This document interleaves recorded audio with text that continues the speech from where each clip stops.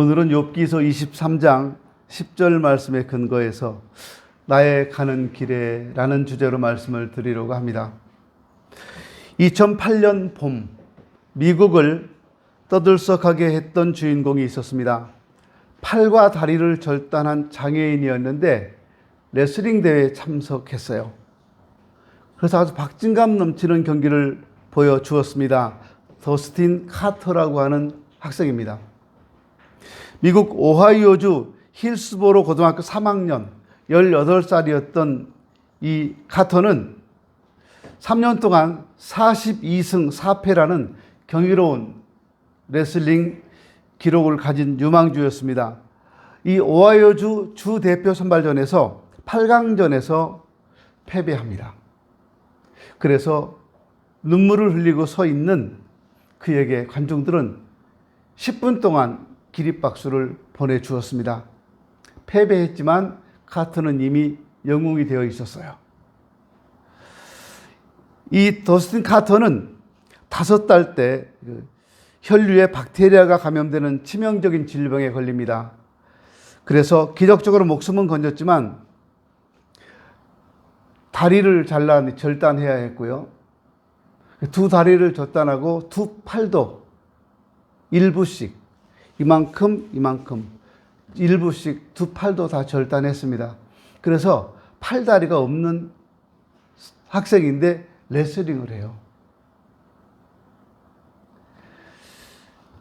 이 더스틴은 무엇이든 스스로 하기를 두려워하지 않았습니다. 형을 따라서 시작했던 이 레슬링에 빠져들었고 주대표 선수라고 하는 목표를 가지고 나아가기 시작합니다. 불완전한 신체였기 때문에 일반인과 경기하기 위해서는 몇 배나 더 많이 노력을 해야 했습니다. 그러나 그는 자신이 원하는 일이라면 무엇이든 했습니다. 그래서 이 운동선수들의 필수 종목인 달리기를 해야 되는데 얘는 다리가 없으니까 못 달리잖아요. 그래서 달리기 대신 수영을 해서 몸을 연마시킵니다. 두 팔로 펜을 잡고 글씨도 능숙하게 쓰고 계단도 막 미끄러져 내려오는데 아주 잘 내려옵니다. 그는 현재 상태에 절망하거나 불평하지 않았습니다. 예상치 못한 불행과 갑작스러운 위기에 사람들은 대부분 왜 하필 나에게 이런 일이 생기는가라는 질문을 하기도 합니다. 그러나 이 더스틴은 하나님을 원망하지 않고 지금이 행복하다고 말합니다. 다시 손과 발을 갖기 원하느냐 물으면 그는 아주 간단하게 대답합니다. No. 그리고 이렇게 말합니다. 내가 내린 옳은 결정과 그른 결정, 내 주변에서 나를 사랑해주고 격려해준 사람들, 그리고 내가 장애인이라고 비웃고 조롱한 사람들, 이 모든 것을 통해 지금의 내가 있습니다. 나는 지금의 나를 사랑합니다. 나는 지금 이대로 행복합니다. 자신이 가는 길에서 승리하고 있는 한 청년의 모습을 보여주고 있는 겁니다. 욥은 하나님을 섬기는 신앙이 독실한 사람이었습니다. 온전하고 정직해서 하나님을 경외하며 악에서 떠난 자라고 성경은 말해주고 있어요. 가족과 재산에 대해서도 그에게 아들 7과 딸 3이 태어나니라. 그의 소유물은 양이 7,000마리요 낙타가 3,000마리요 소가 500결이요 암나귀가 500마리며 종도 많이 있었으니 이 사람은 동방 사람 중에 가장 훌륭한 자라고 성경이 소개하고 있습니다. 이렇게 다복했던 욥의 가정에 예기치 못한 시련이 다가옵니다. 사탄의 시험으로 한순간에 모든 걸 잃게 됐습니다. 아들, 딸 10남매가 한 자리에서 죽었습니다. 지붕이 무너져서 거기 깔려 죽었어요. 여러분, 하면 이거 상상이나 갈 이야기입니까? 내가 사랑하는 자녀가요, 한 사람만 먼저 세상을 떠나도 그 아픔 때문에 부모님은 굉장히 괴로워하십니다. 그런데 10남매가 다 죽어버렸어요. 그러면 이건 사람으로서는 상상도 할 수 없는 일이고요. 그 녹아내리는 마음은 표현할 수도 없어요. 저는 봤어요. 제 막내 동생이 교통사고로 딱 죽었을 때 그날로 저희 아버지가요 알아 누우시더라고요. 그날로. 그리고 끝내 못 일어나셨어요. 그렇게 15년 계시다 돌아가셨어요. 물론 손자가 태어나니까 막내 아들을 잃어버렸던 것에 대한 그 위로라고 해야 될까요? 그건 잊어버리시더라고요. 잊어버렸지만 어디 마음에 아주 잊혀졌겠어요? 마음에 있는데 표현을 안 하시고 손자가 태어나니까 손자한테 사랑을 주시면서 잊어가고 있었던 거예요. 자식이 먼저 세상을 떠난 부모님들 마음은 말로 표현이 안 되는 거예요. 그 아픔을, 그 슬픔을 어떻게 말로 표현할 수 있겠어요? 근데 욥은 10남매가 그 자리에서 죽었습니다. 그 흔히 말하는 억장이 무너진다는 게 그런 걸 거예요. 자식이 속상하게 하고 집을 뛰쳐나가도 마음이 아파요. 들어올 때까지 마음 아픈 게 부모님 마음이에요. 자녀가 잘한 게 하나도 없어요. 지들이 다 잘못했어요. 근데도 박박 우기고 잘했다고 하면 부모님은 그거 다 받아주시잖아요. 자식이니까. 거기다가 아내는 하나님을 욕하고 죽으라고 하고 떠나버립니다. 재산은 옆에 나라 사는 도둑놈들이 와서 다 뺏어가 버렸습니다. 자, 10남매 자식 하나도 없이 다 죽었죠. 재산 다 도둑들한테 뺏겼죠. 아내도 떠나갔습니다. 혼자 남았어요. 그런데 혼자 어떻게 살아가기라도 할 수 있을 것 같은데 몸에 부스러기가 종기가 나서 너무 가려워서 긁다가요. 기와 조각으로 긁어요. 얼마나 가려우면 그랬겠어요. 그런데 이런 상황 속에서도 욥은 모든 일에 범죄하지 아니하고 하나님을 향하여 원망하지 않았다고 성경은 말하고 있습니다. 욥의 고백이 가능했던 이유가 뭘까요? 그는 하나님을 바라보았기 때문에 그래요. 초점을 고난에서 하나님으로 옮겼어요. 내게 다가온 고난을 바라보는 것이 아니라 고난을 이기게 해주시는 하나님을 바라봤다는 거예요. 우리 시선이 어디를 바라보는가 하는 것은 매우 중요합니다. 매우 중요합니다. 눈을 돌려 하나님이 고난의 자리에도 함께 하신다는 것을 믿었습니다. 눈을 돌려 자신을 본 것도 아니고 상황을 본 것도 아니고 하나님을 봤어요. 하나님을 보는 자만이 내가 가는 길을 그가 하시나니 그가 나를 단련하신 후에는 내가 순금같이 되어 나오리라는 신앙 고백이 가능한 겁니다. 하나님을 보지 못하는 사람은 이런 고백을 할 수가 없어요. 내가 가는 길의 고난을 극복하는 비결이 뭘까요? 하나님을 향한 확신입니다. 그러면 우리가 어떤 확신을 가져야 될까요? 가장 중요한 것은 그분이 나를 아신다는 확신입니다. 하나님은 나를 아십니다.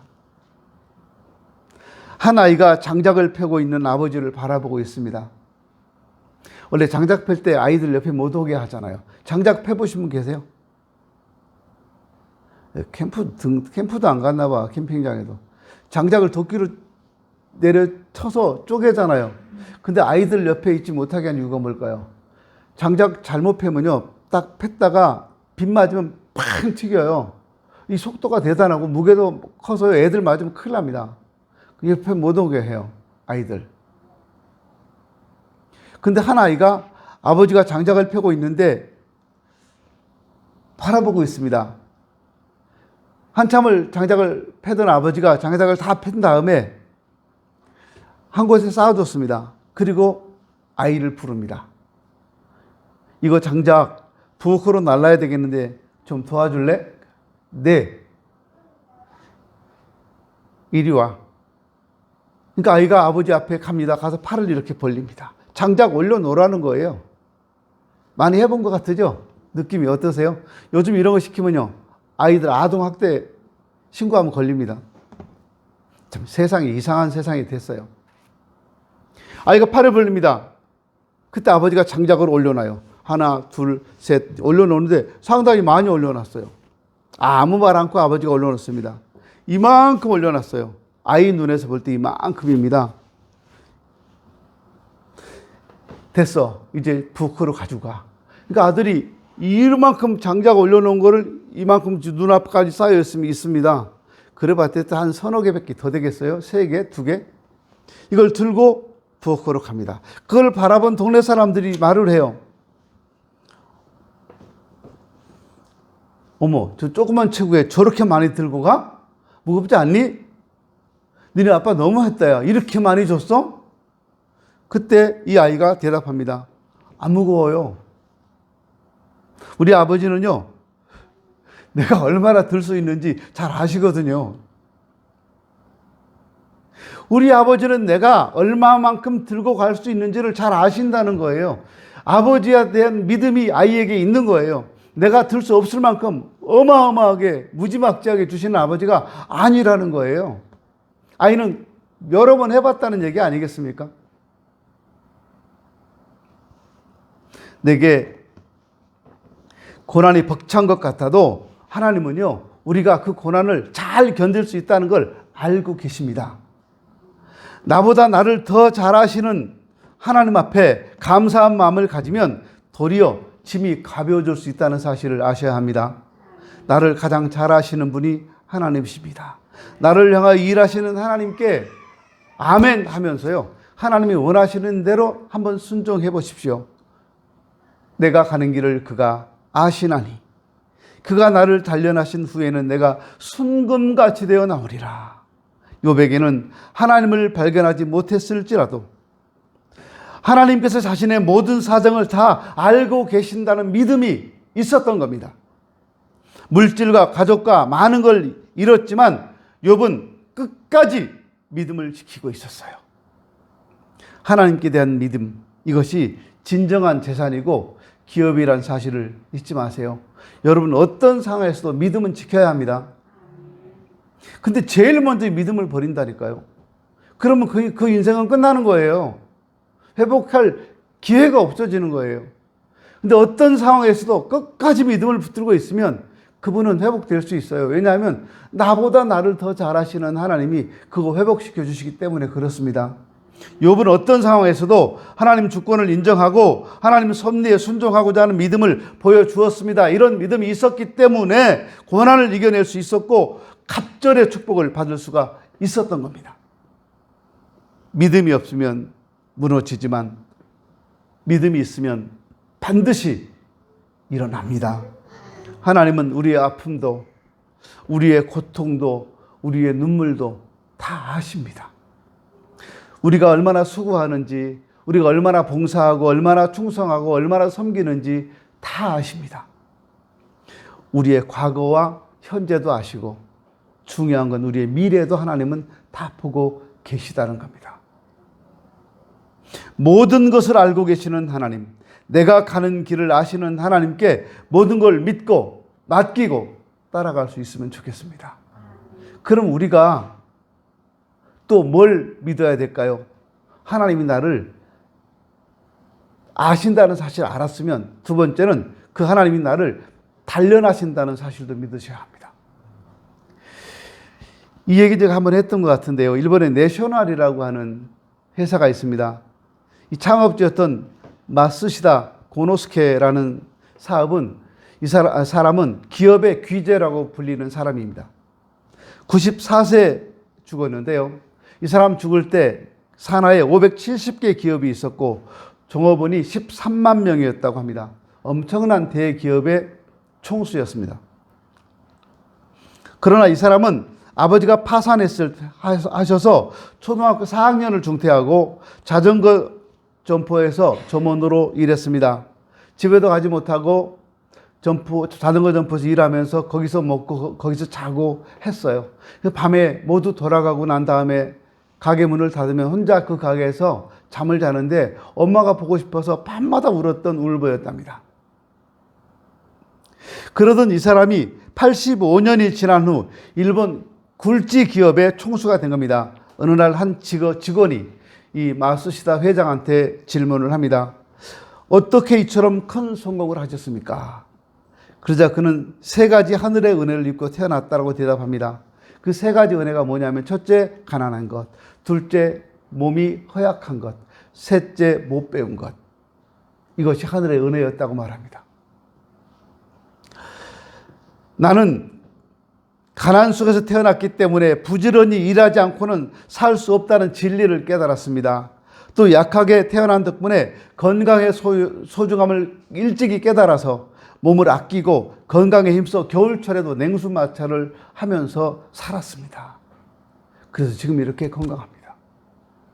그리고 나는 초등학교를 중퇴했기 때문에 모든 사람을 스승으로 받들어서 배우는 데 노력하고 많은 지식을 얻었습니다. 이런 불행한 환경들이 나를 성장시켜주기 위해 하늘이 준 시련이라 생각하고 늘 감사하면서 살았습니다. 이렇게 대답했다고 합니다. 고난은 누구나 싫어합니다. 그러나 피해갈 수 없는 것이 고난입니다. 하지만 고난은 고난으로 끝나는 것이 아니라 고난을 이긴 뒤에는 반드시 예비된 축복이 있다는 사실을 아셔야 합니다. 하나님은 사람을 쓰시기 전에 먼저 연단시키십니다. 훈련된 병사가 적을 이기는 강군이 되는 것은 지극히 당연한 이치입니다.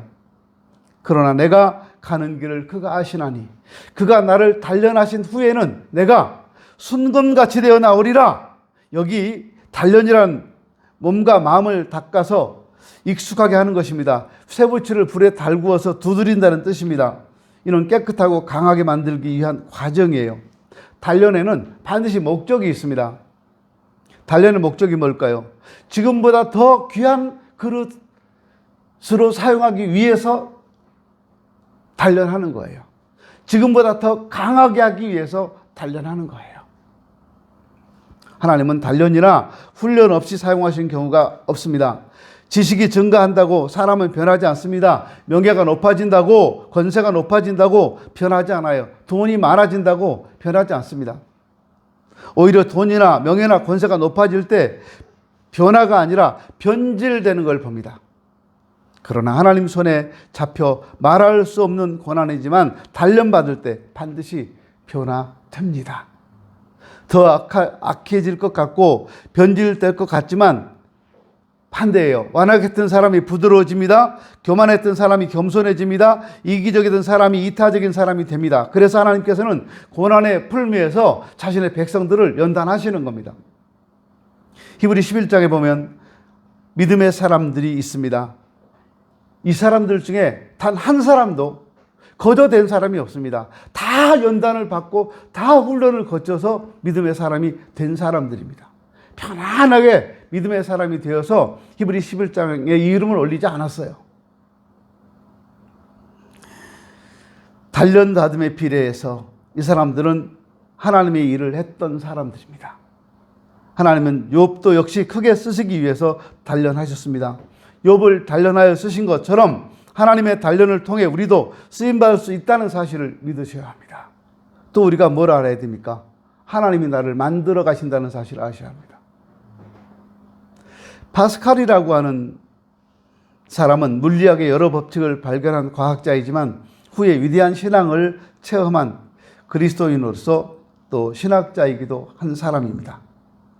이 파스칼이 쓴 팡세라고 하는 책은 수많은 종교인들의 고전이 되었습니다. 그런데 파스칼이 신령한 은혜를 받고 영적 세계에 눈을 뜨게 된 까닭은 육체의 고난을 통해서 그랬어요. 어느 날 이 사람이 말을 타고 다리를 건너다가 말이 놀라서 펄쩍 뛰는 바람에 다리 밑으로 떨어져 버렸어요. 온몸이 다 부셔졌고 죽을 뻔했습니다. 수개월 동안 침상에 누워서 치료를 받게 되었는데 병석에서 치료받는 동안에 한 경건한 사람을 만났습니다. 이 친구의 감화를 받아 성경을 읽고 명상하면서 하나님의 존재를 깨닫게 되었고 그리고 은혜를 받았습니다. 그래서 그는 이렇게 썼습니다. 당신은 내게 당신을 섬기라고 건강을 주셨건만 나는 그것을 세상을 위해 전부 써버렸습니다. 그러나 이제 당신은 나를 일깨워 주시려고 나에게 육신의 고통을 주셨습니다. 내가 가는 길을 오직 그가 아시나니 그가 나를 단련하신 후에는 내가 순금같이 되어 나오리라. 이 말씀을 파스칼은 이해했던 겁니다. 욥의 시련을 금재련에 비유한 것은 재물의 회복이 아닌 인격과 영예의 회복이었음을 의미합니다. 하나님과 관계가 매우 중요합니다. 여러분, 우리가 누구랑 친하게 지내느냐, 누구랑 관계가 좋으냐 하는 것은 중요하잖아요. 정치인들도 보세요. 지난번 정부에서 보니까 그 대통령 부인하고 친한 사람들은 다 출세했더라고요. 지금 정권도 마찬가지죠. 대통령하고 친한 사람들은 다 좋은 자리 가잖아요. 그게 그냥 되겠어요? 그만큼 중요한 거예요. 관계가. 욥은 모든 과정들을 자신을 순금처럼 가치 있게 만드시는 하나님의 섭리로 보았습니다. 하나님의 선하심의 근거에서 믿음의 고백을 합니다. 불로 금을 연단하듯이 하나님께서 고난 가운데 연단하셔서 정금같이 순금같이 순수하고 흠없는 신앙인으로 만들어 주실 것을 분명히 그는 믿었습니다. 고난의 이유를 구체적으로 알지는 못하지만 하나님께서 고난을 허락하신 목적과 고난이 가져다 줄 영광스러운 결과를 알았기 때문에 끝까지 인내할 수 있었던 겁니다. 하나님은 우리로 순금처럼 만들기 위해 훈련하십니다. 존귀한 사람으로 세우기 위해서 우리를 사용하시기를 원하십니다. 어떤 농장에 태풍이 불어왔습니다. 허리케인이라고 하죠. 집이 날아가고 농작물이 날아가고 가축들이 모두 날아가 버렸습니다. 농부는 절망하고 어떻게 할 바를 알지 못해서 땅바닥에 주저앉아 통곡을 합니다. 그때 무너진 닭장 속에서 벼슬이 찢기고 온몸이 만신창이가 된 수탉 한 마리가 비틀거리면서 나옵니다. 수탉은 날개를 퍼덕이면서 무너지지 않고 남아있는 그 담장 높은 곳으로 올라가서 햇살을 향해 목청껏 소리를 지릅니다. 꺾여! 꺾여! 이렇게요. 이 모습을 보던 농부는 용기를 냅니다. 그래, 나도 일어나자. 하늘을 향해 울고 있는 저 수탉처럼 나도 일어나자. 잿더미 속에서 수탉이 울 수 있었던 이유는 하나님이 주신 본성 때문이었습니다. 우리에게도 고난이 오면 하나님께 울부짖도록 하는 본성을 주셨습니다. 그래서 우리 고난이 오고 어려움이 오면 하나님께 부르짖어야 돼요. 울부짖어야 돼요. 그게 본성이에요. 우리가 이 영적 본성을 찾을 때 비로소 하나님께서 우리를 회복시켜 주실 것입니다. 내가 가는 길을 나는 알지 못합니다. 그러나 고난을 바라볼 것이 아니라 고난을 이기게 해주시는 하나님을 바라볼 수 있어야 합니다. 기도하며 확신을 가지십시오. 하나님이 나의 가는 길을 아시리라. 하나님이 나를 단련하시리라. 하나님이 나를 순금처럼 만드시리라는 확신을 가지십시오. 내가 가는 인생길이 어렵고 힘들어도 낭망하지 마세요. 불평하지 마세요. 하나님을 바라보세요. 그러면 하나님이 고난을 이기는 지혜를 주시고 고난을 이길 힘을 주실 것입니다. 내가 가는 길을 나는 모릅니다. 그러나 내가 가는 길을 오직 주님은 아십니다. 기도합니다.